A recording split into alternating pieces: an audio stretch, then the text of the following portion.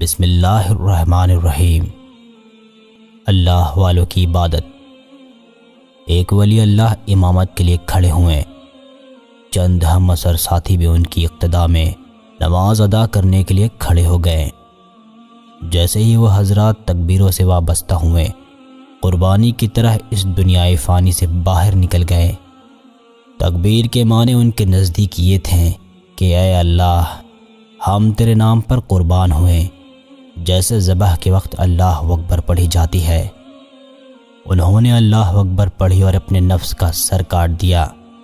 جسم سہوتوں اور حرص سے چھوٹ گیا، بسم اللہ کے ذریعے نماز میں بے مثل ہو گیا۔ انہوں نے قیامت کے دن کی طرح اللہ کے حضور کھڑے ہو کر ہاتھ باندھ دیے۔ پھر اللہ تعالیٰ پوچھتے ہیں، میرے لیے کیا لایا؟ میں نے ایک عمر تمہیں عطا کی، روزی دی، طاقت دی، تو نے کس کس کام میں لگائی؟ بینائی، سماعت اور دیگر حواس کی دولت دی، تو نے کس طرح استعمال کی؟ ہاتھ پاؤں تجھے کام کرنے کے لیے دیے، ان سے تو نے کیا کام لیا؟ قیام کی حالت میں اللہ تعالیٰ کی طرف سے ایسے متعدد سوال ہوتے رہے۔ چونکہ انسان کا دامن خالی تھا، لہٰذا وہ سوالوں کی تاب نہ لا سکا اور فوراً رکوع میں چلا گیا۔ شرم سے رکوع میں اللہ تعالیٰ کی عظمت کی بڑائی کرنے لگا۔ اللہ کا حکم ہوتا ہے رکوع سے اٹھ اور جواب دے۔ وہ سر اٹھاتا ہے، پھر طاقت گواہی نہ پا کر سجدے میں منہ کے بل گر پڑتا ہے۔ پھر سجدے سے سر اٹھانے کا حکم ہوتا ہے، پھر سر اٹھا کر گر پڑتا ہے۔ پھر اللہ اکبر کا نعرہ بلند کرتے ہوئے کھڑا ہوتا ہے۔ پھر اس کے ساتھ یہی عمل دہرایا جاتا ہے۔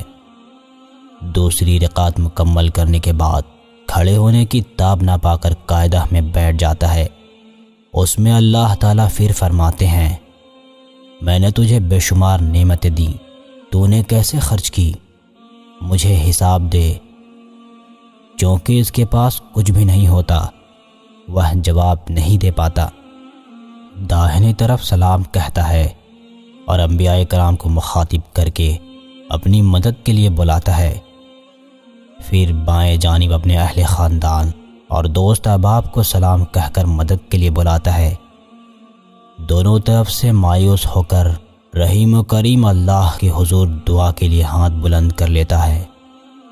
پھر آہوزاری سے اپنے خدا کی خوشنودی کے حصول کے لیے کوشش کرتا ہے۔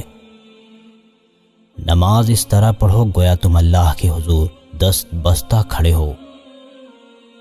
نماز روح کی غذا ہے اور یہ ہمیں دنیا کی فانی چیزوں سے دور اور اللہ تعالیٰ کے قریب سے قریب کرتی ہے۔